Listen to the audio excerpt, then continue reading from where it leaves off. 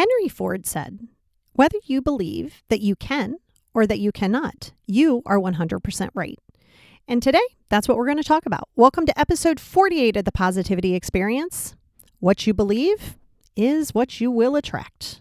Check it out.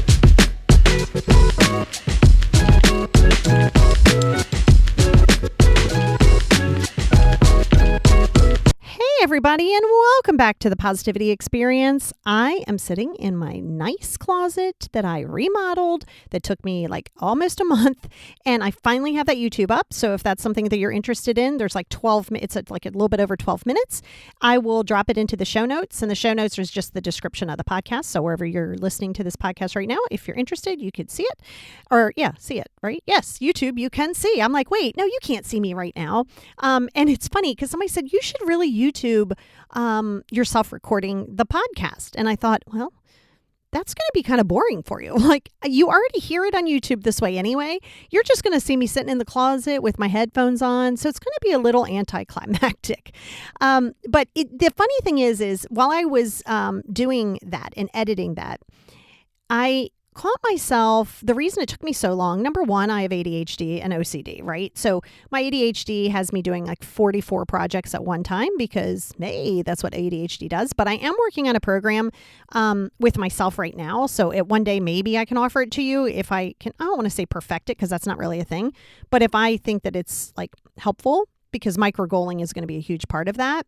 But for a while there, I was like, God, I feel like I'm never going to get this up. Well, if I believe that, that's what is going to happen. It's going to go into your procrastination pile.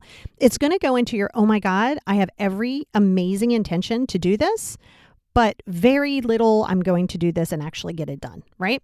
So that's important for you because going back to what I said in the trailer was Henry Ford said, whether you believe that you can or if you believe that you cannot, you are right, right? So I really want to jump into this because I have probably mastered but I can't most of my life. Okay. Everything is like, I'm going to do that or the but, right? But it's hard. So it's, I can't but it's hard. Two things that I literally, Paul has to check me on. You're doing that thing again. You keep saying you can't, or, not keep saying it, but like, because it's a normal default for me based on all the trauma that I was in, can't, and I don't think I can. And, now I don't have that as much. I don't have I don't think I can. Okay. That I've definitely worked heavily through that. I don't have that. I don't think I can.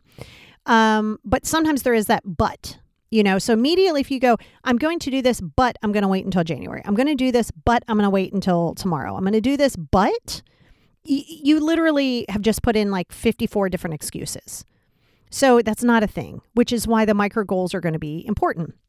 Now, if you believe that you can't, you will not find success there. I mean, that's just a fact, right? If you go constantly into, well, I can't do this, but I'm not sure, but I can't do this, but I can't. Oh, but I really want to. Well, you're not going to be successful, right? And this goes hand in hand with what we've talked about before is stop waiting for it to look like it's going to be easy. No, like that's not a thing. The moment you think I have to wait until I feel comfortable or I think that I have all of the roadmap of every step that I'm going to take and it's going to fall in alignment, you are setting yourself up for failure every time. Okay, so getting clear with micro goals, getting clear with you knowing that you have the capacity to do it. Now, let's talk a little bit about the I can'ts, okay? Because it seems hard, or you were told maybe as a child, you can't load the dishwasher right, you can't do this right, you should do this better. That's okay, but you didn't do this. That's great that you got a 99% on that test, but you should have got 100. We studied hard last night. Right? So I'm just using that because that's somebody else's narrative and that's somebody else's voice. The problem happens because at some point, right, especially in your childhood, because this is going to happen mostly in childhood, where they're going to say something to you. And sometimes they don't even know, like not everybody knows they're being gaslighting. Like they don't know that, but yet that's their go-to. So, and that's the tricky part, right? You'll find those people who are like, oh my God, I'm not a gaslighter. And you're thinking, but you are. And that's where they have to work with their own stuff, and you can't get wrapped up on their stuff. All the more reason to not listen to that voice inside of your head that comes from them, right? So if you're going into the I can't, or I'm 48 or I'm 58 and it's brand new for me and the kids are out of the house now, or I'm getting a divorce and it's all me and oh my God, I just don't even know how I'm going to do this. Well, number one, go ahead and sit with that for a hot minute, but don't stay there. Because if you go into it with the overwhelm and what am I going to do for money? And yes, it's going to require an action plan. Fact. However, it's not going to require an action plan based on fear. That's the difference. You put an action plan with the understanding that it is a rough roadmap. It is a rough roadmap. And I'm going to repeat that because I don't want you to get caught up in waiting for every turn. Go up here, make a right, go down there 3 blocks, make a left. Yeah. In a perfect world, that'd be beautiful. But hell, you have that on your phone or in your car on GPS, right? You're going to tell me your GPS is never screwed up? It kind of has. And if it hasn't, great. I need to know what kind of car you got. Right? So I say that because even when you have the answers, even when it's there in black and white, and this is the steps that you take to get there. These are the steps that you take to get there. That does not mean that you're still not going to mess up. And that's great. Because remember, when you have your can'ts and but I can'ts, but I don't know how, right? Of course you don't know how. So what do you do with that? You're just going to sit with the, well, I don't know how. And just stay there? Okay. Well, you think somebody's going to knock on your door and be like, hey, this little fairy came to me and said that you need to know how. I'm here to tell you. No, doesn't work that way. It's not, no one's coming to save you, right? No one's going to come and give you the answers. But what they are going to do is be there, but you have to look for the resources. So the moment you say, but I don't know how, or I'm not sure where to start, or, okay, great. That's already a great start and a great beginning. Beautiful. But now what are you going to do? Well, God, I'm not even sure. Okay, well, why don't we go through this a little bit now? So first and foremost, write down what it is. I'm going to use a hypothetical, right? Let's say you are trying to get out of a relationship, like with your partner. And you're already stressed. You got all this money, you own property together, you got kids, all these things are happening. Okay. Immediately you go, oh my God, I just want to go. I just want to leave everybody behind. And by the way, very normal. Very freaking normal. You do not get to beat yourself up and go, oh my God, what's wrong with me? Why do I just want to flee the family? Because you're a human being, and that's very, I hate to use the word normal, but it is very normal. The problem is not everybody's going to tell you that that's what they think, because they would think you would be mortified to think sometimes they just want to escape the family. Yeah, well, welcome to Monday. Like hell, for most people, that's their Monday. Right? So I say this to you because a lot of why you think you can't is because of the perception that you will have too. So going back into this sort of like, hey, and let's say you've really tried. You've tried it all. You realize it's time for you to go. Well, before you can even go, oh my God, I'm so overwhelmed, you have to say, okay, what is my end goal here? End goal is to move out. All right. So what steps are you going to need to take to get there? God, I don't know. Well, let's think about it. Well, first of all, where are you going to go? God, I don't even know. Okay, stop being freaking negative. I'm just asking you to write it down, right? So I want you to write it down and say, okay, well, not sure where to go. So obviously finding a place, that's number one, okay? If you're like, God, I don't even know how much they are. Great. So now you have a pre-step, right? Now there's a precursor to where you're going to move. So you're going to start looking in areas. What can you afford? What does your budget allow, right? So you're going to say, okay, my budget is blah, blah, blah a month. Well, if you are in a space where blah, blah, blah a month is adequate, make sure that you're not trying to move to like Beverly Hills in Los Angeles, right? And then be like, oh my God, how come I can't find a house for under like $8 million? Well, look where you're looking. So first and foremost in this scenario, right? And this goes across anything. You have to take the micro goals, the micro steps, because then but I can't will go into, might be able to just do this. Eventually, I want you to get there where like, I will can do this and I just have to figure out how, right? That's how I want you to be at some point, but we got to baby step you, right? Because then that wouldn't be micro goaling. And then this whole podcast would be hypocritical. So going back into this. So you say, okay, what does this look like?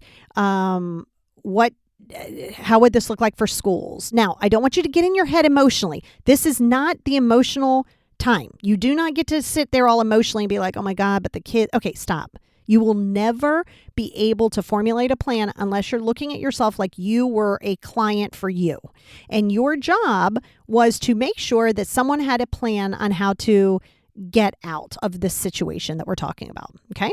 So you need to look at it and remove your emotions as best as you can at this moment. Don't start with the I'm guilty. No, that is a false narrative, right? Because no one can make you feel guilty but yourself, literally. Okay. They can try, but you're the only one that's going to absorb it. So if you really want to get out, you have to analyze, okay, what can I afford? Unless you're like, oh my God, and in this scenario, you have no money of your own, meaning, you don't work outside of the home, even though you have a hard ass job of raising children, you don't work outside of the home. So now you're like, damn it. Okay. So now you have to go, okay, how old are these kids? Okay. Do you think you're going to have 50-50 custody? I'm not asking you what is he going to do or are they going to do. Now, I don't care about other parties right now. I'm giving you a roadmap of how to do the I don't know hows. And in this scenario, you got to figure out, okay, if we're going to split custody and depending on how, so now you want to start looking into, let's say you're married. Now you want to start looking into divorce law. What's the law? How many years have I been married? Am I entitled to alimony? Well, how old are the kids? If it's 50-50, what's that going to look like? Okay, because you do have to take into consideration, you have been working as the house manager, basically, right? You're running the house, keeping the, okay, there's still a certain things that's going to be required to maintain that. So knowing that, so if just the thought of that made you cringe and go, oh my God, that's so much. Yes, it is. If you immediately shut down and break a little bit and go, oh my God, that's just too much. That's like so much. I don't even know where to begin. I just gave you the roadmap, right? It's not that you don't know where to begin. Yes, to some point, but it's you look at what that may entail and think, holy hell, this is overwhelming. I can't do this. You have told yourself that, and that is what will happen. Okay. Now, if you are really committed to leave this pretend relationship I'm talking about, okay, then you will find a way to start looking things up. Okay, well, let me look up what divorce law is. Okay, what do I need to do by law? What kind of next steps do I need to make? What can I do as far as looking for locations? Do I have to stay in the same state because we have kids who are under 18? Or if the kids are grown, it doesn't really matter where you go, right? So these are things you must know. And the reason you don't pursue it is because it seems overwhelming, which is why you got to do your micro goals. Kind of, if you watch, I don't know I can't really go into it in the 12 minutes on YouTube, but you would kind of get the gist of it. But understanding that you have to do the baby steps before you can do the big leap. You just are not going to wake up and be like, I just want to get out of this relationship. Blam! The magic get out of relationship fairies here to help you. Like, not going to happen. So you first have to realize you have to do the legwork. You do.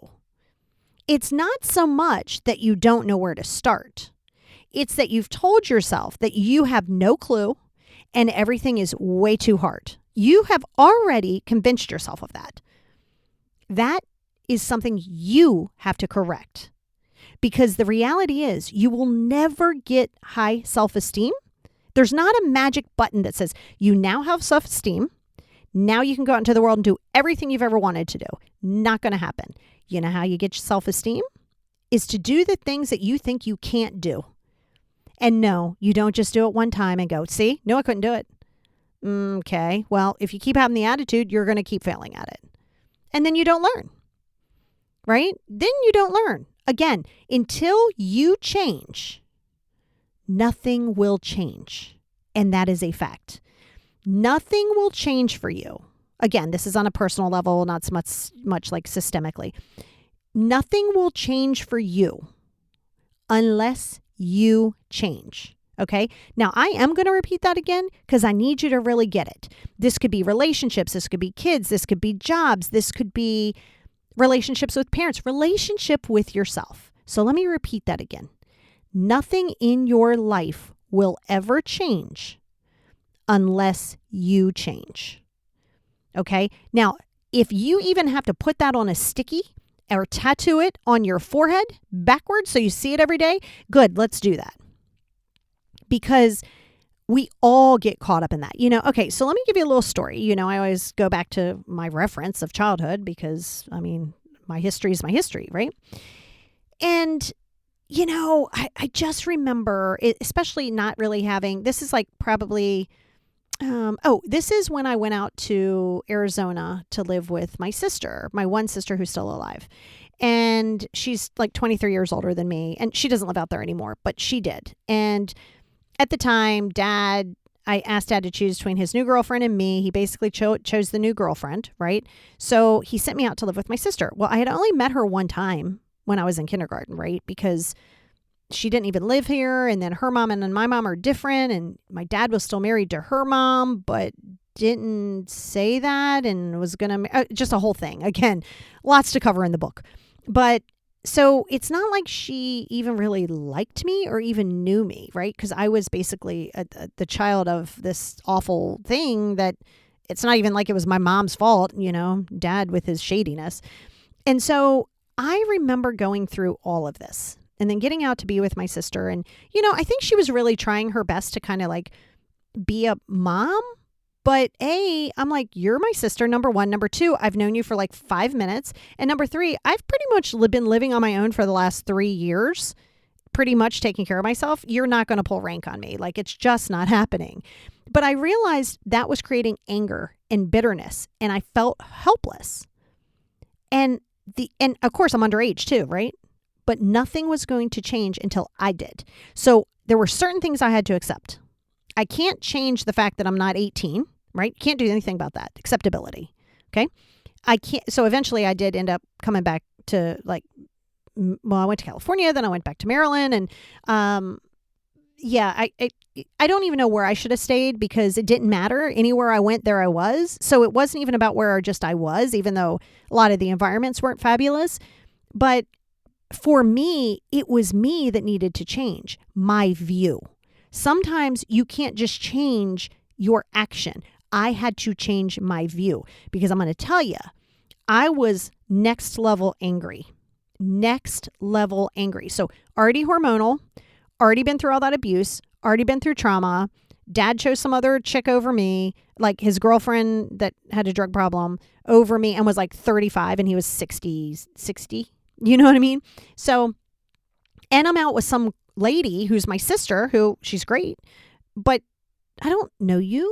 You know what I mean? So there was a lot I guess you could look and say there was a lot to be angry about, but maybe how I feel about that. I know I'm allowed my feelings. Absolutely. I'm not negating that, but I'm not allowed to carry that freaking anger for the rest of my life. I'm 50 years old now. Could you imagine if I'm like, well, my dad didn't want me. What do you do? That was like 100 years ago. Right? No, I'm not negating my emotion, but you have to realize I've worked through that. There's an acceptability feature of that, right? That goes into the codependency and to the attachment issues. And those are all things you got to work yourself on in therapy. Don't get 84 self-help books and think that's enough. Not going to happen. Call me or call somebody else, but call somebody, right? And I remember distinctly, and it was like, I think it was like, it was my first, not my first, but with a stranger sort of encounter with energy work. When I was like 15, I was out in Arizona. I was out in the desert because I love nature. I was out in the desert and, met this lady and she was older than me and turns out to be a witch. And so she started doing energy work but she didn't do any like spells. We were talking and she said, nothing is going to change until you do. And I said, well, Well, how do you want me to do that? Am I going to rob a bank? Am I going to run away? Like, you keep telling me this. Like, she had said it like twice. And I was like, you keep telling me this, and how am I supposed to do that? And she goes, well, that's your journey to figure out. I'm like, what do you mean that's my journey to figure out? How the hell am I going to do that? I'm like 15 years old. I was literally in ninth grade. I'm 15 years old. I have no direction. I have all this anxiety, which I didn't know was anxiety. Depression, didn't know it was depression. And all these things are going on. And she goes, yeah. Well, do you want to change? I was like, well, look at all these people who put me here. Don't you think that in some ways somebody's got to help me get out of it? I'm looking for somebody to just help me. And she says, yeah, that's what the problem is. I'm like, what do you mean that's what's the problem? She said, that's what the problem is. Because you're looking for somebody to save you. And I was like, yes. She goes, not going to happen. Right? And I was like, and she said, so you have a couple choices here. You can keep the same mindset and be miserable, or you can really, and then she started showing me crystals. This is when I first started getting involved with crystals. This is why I know so much about crystals. And, I'm 50 now and I've been doing all that since long before 15 with my other sister who's passed, but really hardcore with this stranger, which she's not a stranger anymore, but with the stranger at the time, and said, until you change your mindset, you will always be the victim. Right. And that's my motto I live by. And that it's a true statement. Let me repeat that. Until you change your mindset, you will always be a victim. Now, this doesn't have to mean if you were molested, like myself, right? That's not where I'm going with it. I'm saying if you're a victim of Becky in finance, if you're a victim of your mom, if you're a victim of, it's seriously, you can be victimized. Remember that. I was victimized by my dad, but I'm not a victim. If I live in the trauma without healing it and going back and doing inner child and shadow work, if I live there, okay, and not make the change in myself to heal it, I'm doomed. I'm doomed. Right? So, and I'm victimized. And I keep victimizing myself every single day. Now I'm a victim. Okay, so you have to realize if you're living in a victim mentality, again, doesn't even have to be any massive big trauma. If you're living in this person needs change, why isn't this person doing this? Stop it. You got to make the change for you. Sure. If you're in a relationship, communication is going to be your key, right? Having communication is the key. So let me give you another scenario. What if you are in a relationship and you really want to make it work? You've asked for therapy. You've been in therapy. You guys have gone to therapy. You're really doing the work. You're really putting in the work. But what if the other person isn't? Are you going to sit there and keep going, but I'm putting in the work? They're not putting in the work. Oh, okay. Well, you've been here now for 3 years saying the same thing. Not one day is some magic stick going to hit somebody in the head and be like, oh my God, I'm going to start making an effort now. So you have two choices there. Stay and wait on some fictitious magic moment to happen, or make the change. The issue there where you are stuck on so many levels is the same place I had been stuck. Not once, not twice, not 5 times, probably 25 to 100, where I've been stuck for all certain parts of my life, right? Because remember, just because you're healing and you're moving in a forward direction, you will take steps back. Not might, not what if, no. I'm telling you, you absolutely will. Right? Because it's trauma ingrained in your brain. It becomes a default for you. So you're rewriting the program. That doesn't mean that the program's effect from the past isn't still there. So your normal reaction is to go into your turtle shell, into the old behaviors that you once had, because you immediately go back there without thinking about it. And in some ways, it's much easier. But the idea of life is for you to take that default of, oh my God, it's so much easier to be negative, and make that default, oh my God, it's so much easier to be positive. Okay, not going to happen overnight. I have to work on it every freaking day. And some days I have to wake up and I really have to work on it. Some days I have to beat myself in the head, quite literally stand at the mirror and go, okay, get your shit together. Allow yourself this pity party for a hot minute. Go ahead and sit with it. Don't fight it. It's here for a reason. It must need some kind of attention.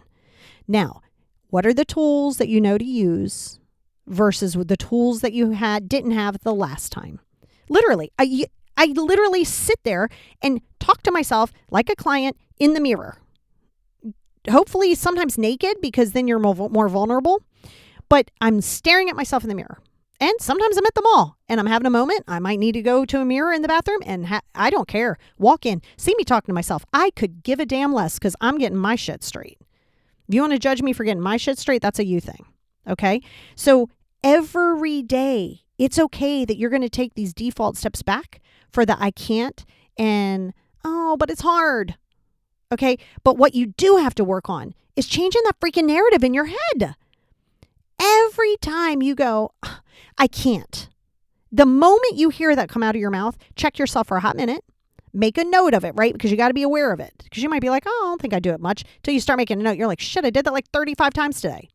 But instead of saying, I can't, ask yourself or make a statement in your head or out loud, right? And say, I don't know how at this moment, but I am committed to figuring it out. Okay? And let's say, but it's hard. Okay? Let's reframe that. Instead of saying, but it's hard, say, I am willing to face this challenge because I know it's going to be in my best interest. I am willing to face this challenge because I know it's in my best interest. And then you can follow that up with, now, what steps do I need? Okay? So I understand but it's hard and I can't. Those are your defaults. Now, if you live there, you don't get to say, God, I don't know how to say no is a complete sentence. That's hard. Okay. And it's hard. Isn't it hard to keep saying yes? You decide your hard every day. Is it harder to just, oh my God, it's so hard, but I can't. Is that hard? Or is it hard for you to go and figure it out? Guess what? They're both hard. You choose your hard.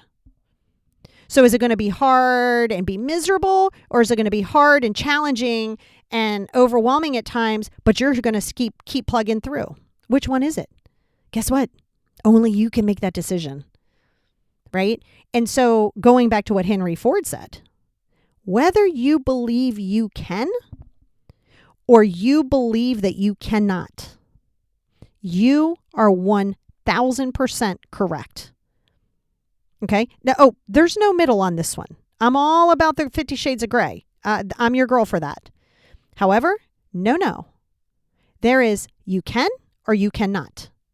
So knowing that you can is going to be challenging. It's going to be, you can do the research. You can not look at this. Don't look at the end goal. Don't look at, oh my God, I'm going to be out and oh my God, what's going to happen and all this Okay. Whoa. Stop it. We were just Saturday. Let's just be Saturday. All right. You can make the plan. You can do some research. You see what I'm saying? Stop saying I can't or but it's hard. Your brain literally does not know if the dialogue you're giving yourself is from trauma or if it's reality. It doesn't care. Your brain goes, oh, I guess we can't do it. Your brain doesn't go, oh man, I bet we can't do it because don't you remember in 5th grade? No. You feed your brain. You feed the narrative. That is your job. That is your job. And if the moment you're listening to this, you go, oh my God, I want to do this, but I can't. Go back and listen to it 84,000 times until we change the narrative. It's how bad do you want it? Have you ever seen that? Listen, we've all watched football movies or sports movies. And I mean, they're like this in real life too. But that ultra inspiring. What do you want? How bad do you want it? I'm going to implement that here. Think of anything that you're thinking of right now, of a desire for yours. I mean, within reason. I mean, I think I can one day connect with Jason Momoa, and I think I have enough people that I know that I probably really could, even if it was just a hello. Okay? If it was that much of a priority, I would make the effort to figure it out. I would figure it out. I mean, without being on TMZ and being a stalker, but I would figure it out. So ask yourself now, whatever it is that you're thinking about. Now I want you to phrase it differently. Don't say, but it's hard. Don't say I can't. And don't give in to this false feeling that, oh my God, it's so hard. And start breaking it down into micro goals. Okay? So once again, how bad do you want it? How bad do you want it? Not how bad everybody else doesn't want you to have it. I'm asking you again, how bad do you want it? Now ask yourself again, can you or can you not? Because just like Henry Ford said, if you believe you can, you can. If you believe you cannot, you cannot. So guess what? You get to make the choice. Check it out.